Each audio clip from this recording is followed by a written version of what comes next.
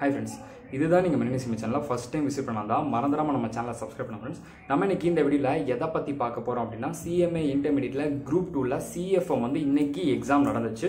அதோட ஒரு feedback and then ஸ்டூடெண்ட்ஸோட opinion தான். ஓகேவா, எப்படி இருந்துச்சு அப்படிங்கிறது அவனோட ஒப்பீனியன்ஸு அண்ட் தென் நான் ஒரு சில சஜஷன் சொல்கிறேன். எக்ஸாம் எழுதுனவங்களுக்கும் சரி, இனிமேல் எழுத போகிறவங்களுக்கும் சரி. ஓகேவா, ஸோ அதாவது ஃபர்ஸ்ட் ஆஃப் ஆல் வந்து நீங்கள் ஒன்று நல்லா நீங்கள் நோட் பண்ணிக்கணும் ஃப்ரெண்ட்ஸ். ஓகே, இந்த வீடியோ வந்து எல்லாருமே நல்லா பாருங்கள். நீங்கள் நான் குரூப் 1 தான் எழுதுறேன், எனக்கு குரூப் 2லாம் வேண்டாம் அப்படிலாம் நீங்கள் நினைக்கக்கூடாது. ஓகே, இன்னைக்கு இந்த cost and management account and financial management, okay, இதோட வந்து ஸ்டூடெண்ட்ஸோட வியூ அப்படின்னு சொல்லி சொல்லும்போது நீங்கள் சொன்ன விதம் எல்லாமே வந்து ஓகே தான் ப்ரோ. நான் இது என்ன சொன்னேன்னா இது கேஸ் ஸ்டடி, அந்த கேஸில் வந்து மேபி கேபிட்டல் பட்ஜெட் நீங்கள் கேட்கலாம் ஃபினான்ஷியல் மேனேஜ்மெண்ட் சைடில். ஸோ இல்லாத பட்சத்தில் இந்த சைட்லேருந்து கேட்கலாம் அப்படின்னு சொல்லியிருந்தீங்க ப்ரோ. அதுதான் கேட்டிருந்தாங்க. ஆனால் சம்மு வந்து நம்ம சொல்ல முடியாது, சரியா? ஸோ அந்த மாதிரி கேஸ் ஸ்டடியில் கேபிட்டல் பட்ஜெட்டிங் தான் ப்ரோ கேட்டிருந்தாங்க. ஆனால் கொஞ்சம் அட்வான்ஸ் லெவல் அந்த மாதிரி வந்து ஸ்டூடெண்ட்ஸ் வந்து சொல்லுவாங்க, கொஞ்சம் அட்வான்ஸாக வந்து இந்த மாதிரி இருந்துச்சு ப்ரோ அப்படின்னு சொல்லிட்டு ஸ்டூடெண்ட்டோட ஒப்பீனியன் பார்ப்போம். சரி, ஓகே, எப்படி தான் இருந்துச்சு அப்படின்னு சொல்லி கேட்கும்போது, ஓகே ப்ரோ, எஃப்ஏ கம்பேர் போனது எஃப்ஏ மாதிரியும் சொல்லலாம், ஒரு அளவுக்குன்னு சொல்லலாம் ப்ரோ அப்படின்னு சொல்லி ஸ்டூடெண்ட்ஸ் வந்து சொன்னாங்க. ஓகே, ஏன் இப்படி சொல்கிறீங்க அப்படின்னு சொல்லி கேட்கும்போது, லிவரேஜஸ்லாம் எல்லாம் ஓகே வந்துச்சா அப்படின்னா, ஆமாம் ப்ரோ, லிவரேஜஸ் கேட்டிருந்தாங்க அண்ட் தென் நீங்கள் சொன்ன விஷயங்கள் எல்லாமே தான் வந்து கேட்டிருந்தாங்க. என்ன ஒரு சில இடத்துல வந்து பார்த்தீங்கன்னா CA லெவலில் இருந்த மாதிரி இருந்துச்சு, கொஞ்சம் ஒரு சில ப்ராப்ளம்ஸ் அட்வான்ஸ் லெவலில் அந்த மாதிரி இருந்துச்சு. பட் ஓகே தான், நான் வந்து அதுக்காக ரொம்ப மோசம் அப்படிங்க வந்து நம்ம சொல்ல முடியாது. ஓகே, நான் முன்னாடி ஒரு சில இடத்துல 75 எக்ஸ்பெக்ட் பண்ண முடியும், இந்த இடத்துல வந்து எங்களால் ஒரு சொல்ல முடியல ப்ரோ அப்படிங்கிறாங்க. ஏன்னா நார்மலாக வந்து இந்த choose the best answer filling the பிளாங்க்ஸ்லாம் CFM பொறுத்த மட்டும் ரொம்ப பெரிய அளவில் படிக்கணும். ரொம்ப பெரிய அளவுனா புக்கை பக்காவாக படிக்கணும். ஒரு சில இடத்துல வெளியே கொஞ்சம் நிறையா, ஏன்னா அது நல்லா அட்வான்ஸ் லெவலில் படித்தா மட்டுமே தான் ஒன் வேர்ட் வந்து தைரியமாக எழுத முடியும் CFMல. ஓகேவா, ஆனால் அட் த சேம் டைம் நம்மளால் மார்க் வந்து ஸ்கோர் பண்ண முடியும். மேனேஜ்மெண்ட் சப்ஜெக்ட் அது வந்து ஓகே. ஸோ அதனால் வந்து பார்த்தீங்க அப்படின்னா இதெல்லாம் யோசித்து எழுதுற மாதிரி இருந்துச்சு ப்ரோ அப்படின்னு சொல்லி சொன்னாங்க. இந்த சைட்ஸ் வந்து ஸ்டூடெண்ட்ஸ் வந்து பார்த்தீங்க அப்படின்னா ஒரு சில சம்ஸ் வந்து எனக்கு ஈஸியாக இருந்துச்சு. ஸோ அதனால் எனக்கு எதெல்லாம் ஈஸியாக இருந்துச்சோ, எதெல்லாம் டக்குன்னு டைம் முடியுமோ அந்த மாதிரி சம்ம நான் டக்குன்னு ஸ்பீடாக வந்து நான் ஃபர்ஸ்ட் ஆஃப் ஆல் அதை முடிச்சிட்டேன் ப்ரோ. ஒரு சில இடத்துல எனக்கு டைமே இல்லை, யோசிக்கிற மாதிரிலாம் இருந்துச்சுன்னு சொல்லி ஸ்டூடெண்ட்ஸோட ஒப்பீனியன். ஓகேவா, சில ஸ்டூடெண்ட்ஸ் நல்லா பண்ணியிருக்கேன் ப்ரோ, இருந்தாலும் மார்க்கில் யோசிக்க வேண்டியிருக்குன்னு சொல்லி சொன்னாங்க. நான் என்னடா அப்படின்னு சொல்லி அனலைஸ் பண்ணும்போது, அதாவது லாஸ்ட் ஆன்லைன் எக்ஸாம் வந்து ஸ்டூடெண்ட்ஸ் இப்படி சொல்லலை, எழுதி முடிச்சுட்டு ப்ரோ எனக்கு யோசிக்கிற மார்க் அப்படின்னு சொல்லி ஸ்டூடெண்ட் சொல்லலை. ஆஃப்லைன் எக்ஸாம்ல இது வரைக்கும் சொன்னதில்லை. ஆனால் இந்த அட்டெம்ப்ட்ல சொல்கிறாங்க என்னடா விஷயம் அப்படின்னு சொல்லிட்டு நானும் இன்ஃபர்மேஷன் கேதர் பண்ணி பார்க்கும்போது அவங்க தெரியுது ப்ரோ, அது கரெக்ட் மாதிரியும் தெரியுது, இல்லாத மாதிரியும் தெரியுது, ஸ்டெப் மார்க் போடுவாங்கன்னு தெரியல. இதே ஆஃப்லைன் இருந்துச்சுன்னா எல்லாம் தைரியமாக சொல்ல முடியும் ப்ரோ, மார்க் வந்து நிறையா வரும்னு சொல்ல முடியும் ப்ரோ அப்படி சொல்லி சொல்கிறாங்க. அப்போ இதே கொஸ்டின் பேப்பர் ஆஃப்லைன் தான் நான் சொல்ல முடியுங்கிறாங்க. அப்போ என்னடான்னு சொல்லி செக் பண்ணி பார்த்தா இவங்க வந்து ஒரு சிலர் ஒர்க்கிங்ஸை ப்ராப்பராக மெயின்டைன் பண்ணலை. அப்படின்னா எப்படியும் ஸ்டெப் மார்க் போட மாட்டாங்களா அப்படின்னு சொல்லிட்டு நம்பர் எதுவுமே போடாமல் சும்மா, அதாவது ஒரு பேஜ் நம்பர் எதுவும் இல்லாமல் சும்மா அங்கே ஒர்க்கிங்ஸ் இங்கே பாதிலாம் நான் போட்டுச்சேன்னா நான் சரியாக பண்ணலை, பிகாஸ் எனக்கு டைம் இல்லை அப்படிமா சொன்னாங்க. ஸோ இதெல்லாம் நான் கேதர் பண்ணியிருக்கும்போது ஃபர்ஸ்ட் ஆஃப் ஆல் நீங்கள் எல்லாம் நல்லா நோட் பண்ணிக்கோங்க. Jan 3rd ஸ்டூடெண்ட்ஸும் நல்லா நோட் பண்ணிக்கோங்க. உங்களுக்கும் பேட்டர்ன் எல்லாமே இதே தான், சேம் தான். ஓகே, உங்களுக்கு பேட்டர்ன் எல்லாம் இதே தான், சேம் தான். பேட்டர்னில் எந்த விஷயம் மாற்ற போகிறதுலாம் இல்லைப்பா. ஏன்னா பேட்டர்னில் மாற்றிட்டாங்கன்னா அது எப்படி இந்த ஸ்டூடெண்ட்ஸ்க்கு மட்டும் மாற்றுறீங்க, எங்களுக்கு மட்டும் இது அப்படிங்கிற மாதிரி ஒரு விஷயம் வந்துடும். ஸோ அதனால் நீங்கள் அந்த மாதிரிலாம் வந்து கிடையாது. ஸோ அப்போ நீங்கள் என்ன பண்ணுறீங்க அப்படின்னா, நம்ம எக்ஸாம் இந்த சைடு முடிச்சுட்டு வந்தோடனே நம்ம பண்ண விஷயங்களை ஸ்கேன் பண்ணி அப்லோட் பண்ணுறாங்க, அதை வந்து நீங்கள் நல்லா நோட் பண்ணிக்கோங்க. ஓகேவா, ஸோ அப்போது நீங்கள் எந்த அளவுக்கு எழுதணுங்கிறத நான் சொல்லிடுறேன். First of all answer type பண்ண சொல்கிறாங்க ப்ரோ, சப்மிஷன் இருக்குது, அந்த சப்மிஷன் சிஸ்டமில் கீபோர்டில் இருக்காது, நான் என்ன பண்ணுறது? ஒரே ஒரு விஷயம், அது எந்த இது 6ல் A, அப்போ 6ல் A ஒர்க்கிங்ஸ் எடுங்க, 6ல் A அப்படின்னு சொல்லி போட்டு பேஜ் நம்பர் என்ன, அந்த ரஃப் ஷீட்டில் பேஜ் நம்பர் என்ன, அந்த பேஜ் நம்பரை கொண்டு வந்து இந்த இடத்துல ஆன்சர் எழுதுங்க. Refer working sheet page number அப்படின்னு சொல்லி எழுதுங்க. ஏன்னா வேற வழி இல்லை, ஏன்னா எல்லா சென்டர்ஸ்லையும் இப்படி தான் சொல்லியிருக்காங்க. ஓகேவா, ஸோ அப்போது இதையும் வேல்யூவேஷன் பண்ணுறாங்க, நம்ம தான் பக்காவாக வந்து நோட் பண்ணணும் ஃப்ரெண்ட்ஸ். நான் அதுக்காக பர்டிகுலர்ஸ் போட சொல்ல, அமௌண்ட் போட சொல்ல, ருபீஸ் போட சொல்ல, கோடு போட சொல்ல, எதையும் நான் பண்ண சொல்ல.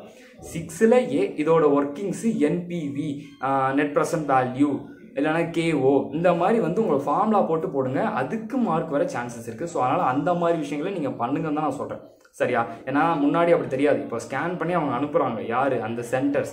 ஸோ அதனால் தயவு செஞ்சு வந்து முடிஞ்ச அளவுக்கு பக்காவாக பண்ணுறீங்களோ இல்லையோ 6ல் A 6ல் Bங்கிறத சொல்லிடுங்க. இல்லை ப்ரோ எனக்கு தான் ஒர்க்கிங்ஸ் ஆன்சர் அங்கே வந்துருச்சு அப்படி நீங்கள் நினச்சிட்டு இருப்பீங்க. இந்த இடத்துல வந்து சரி அவங்க நினைக்கிறாங்க 99,000 அப்படின்னு சொல்லி அங்கே 19,000 சொல்லி அவங்க போட்டிருக்கீங்க. ஆனால் கரெக்டான ஆன்சர் 1 lakh.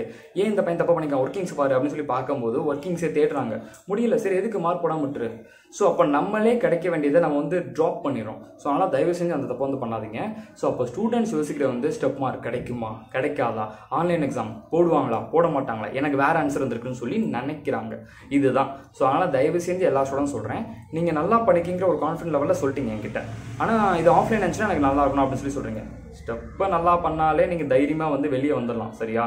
ஏன்னா கொஸ்டின் இப்படி கேட்டிருக்காங்க, இருந்தாலும் உங்கள் ஸ்டெப்பு பக்காவாக இருந்துச்சுன்னா தைரியமாக வந்து ஓகே ப்ரோ பக்காவாக எனக்கு ப்ராப்ளமே இல்லை ப்ரோ அப்படியே வந்து நம்ம காலத்துக்கிட்டு ஓகே அப்படின்னு சொல்லிட்டு வந்துட்டே இருக்கலாம். ஓகேவா? ஸோ அதை தான் நான் சொல்கிறேன்.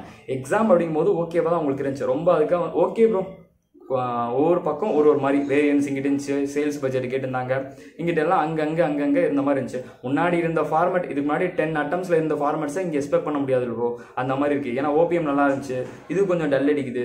ஸோ இது ஒரு மாதிரி இருக்குது ப்ரோ, முன்னாடி எக்ஸ்பெக்ட் பண்ண விஷயத்தை இந்த இடத்துல நடக்க மாட்டேங்குது, அப்படிலாம் இருக்குது ப்ரோ அப்படின்னு சொல்லி ஸ்டூடெண்ட் சொன்னாங்க. ஏன்னா 10 attemptல வந்து நம்மளாம் நீங்கள் சொல்கிற விஷயங்கள் எல்லாத்தையும் கேதர் பண்ணுறோம், நானும் பண்ணுறேன், எனக்கும் நிறைய விஷயங்கள் தான் சஜஸ்ட் பண்ணியிருக்காங்க.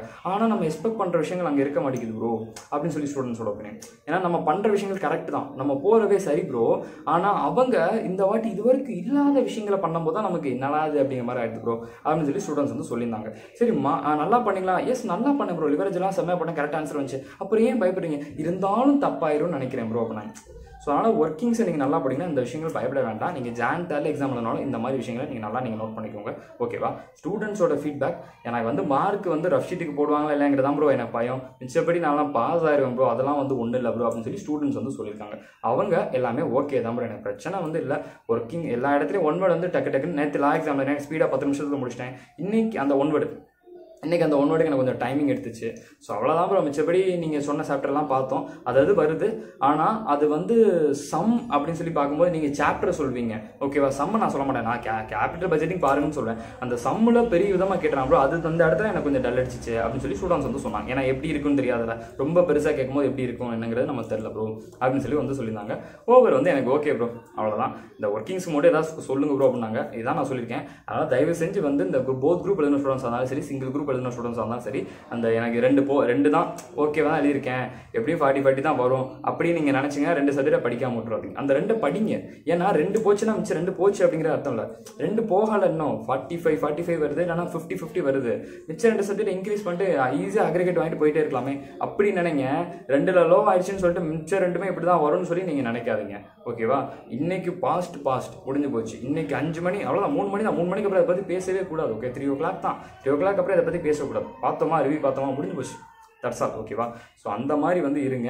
யாரும் இதை பற்றி ரொம்ப பயப்படாதீங்க. இன்னொன்று நான் ஒரு விஷயம் சொல்லிக்கிறேன். இந்த நேற்று வந்து பார்த்தேன், லா எக்ஸாம் ஈஸியாக இருந்துச்சு. ஜான் எழுதின ஸ்டூடெண்ட்ஸ் என்கிட்ட எல்லாம் கேட்குறாங்க, ப்ரோ இவங்களுக்கு எப்படி நேற்று எக்ஸாம் ஈஸி இல்லை, அப்போது ஜான்டரில் யாராவது எழுதுறாங்களோ அவங்களுக்கு கஷ்டமாக தான் இருக்கும் அப்படின்னு சொல்லி ஸ்டூடெண்ட்ஸ். நான் அதை அக்செப்ட் பண்ணேன். சரிப்பா அப்படியே வச்சுக்கோங்களேன் அப்படின்னு சொல்லி சொல்லிட்டேன். ரெண்டாவது இன்னொரு கொஸ்டின் கேட்டேன். என்ன கொஸ்டின் கேட்டேன்னா, இந்த எஃப்ஏ ஒன்று டஃபாக வந்துச்சு, அந்நேரம் நீங்கள் வந்து ஸ்டூடெண்ட்ஸ் எஃப்ஏ உங்களுக்கு டஃபாக வந்துச்சு, அப்போ நம்ம ஈஸியாக வந்துச்சுன்னு சொன்னீங்களா அப்படின்னு.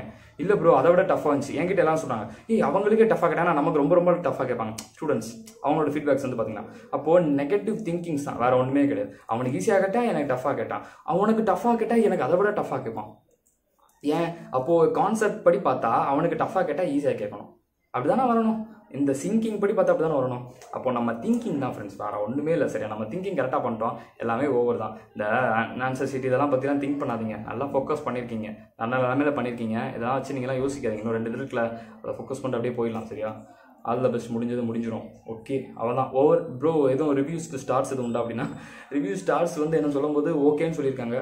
எவ்வளோனா வச்சுக்கோங்களேன், 3 or 2.5 வச்சுக்கலாம், தாராளமாக வச்சுக்கோங்க. ஓகேவா? இது லா இருந்ததோட கம்மியாக தான் வச்சு கொடுத்துருக்காங்க, ஓபிஎம் இருந்ததோட கம்மியாக தான் கொடுத்துருக்காங்க. ஓகேவா? இது வந்து அவங்க வந்து கொஸ்டினுக்கு ஒருத்தவங்க ஒவ்வொரு மார்க் கொடுத்துருக்காங்க. ஓகே, எல்லா ஸ்டூடெண்ட்ஸை கேட்கும்போது ஒவ்வொருத்தவங்களுக்கு ஒவ்வொரு மார்க் இருக்கும் இல்லையா, அந்த மாதிரி சொல்கிறேன். ஓகேவா? ஸோ அடுத்து வரக்கூடிய எக்ஸாம் நாளைக்கு டிடியில் ரிவ்யூ பார்க்கலாம். சரியா? All the best. Bye, take care, bye.